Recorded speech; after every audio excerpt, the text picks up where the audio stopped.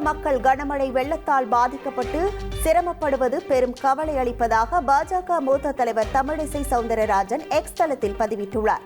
அந்த பதிவில் கடந்த வருடம் புயல் பாதிப்பால் சேதமடைந்த பாலங்கள், நீர்நிலைகள், சாலைகள் ஆகியவற்றை முறையாக பராமரித்திருந்தால் இத்தகைய நிலை ஏற்பட்டிருக்குமா எனவும் கேள்வி எழுப்பியுள்ளார். மேலும் மக்கள் படும் துன்பங்களைக் கண்டு இனியாவது திமுக அரசு விழித்துக் கொள்ள வேண்டும் எனவும் தெரிவித்துள்ளார்.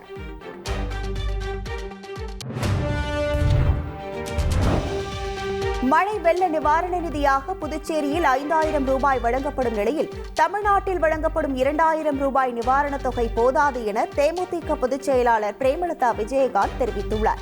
ரேஷன் கார்டுக்கு 10,000 ரூபாய் வழங்க வேண்டும் என்று அவர் வலியுறுத்தியுள்ளார்.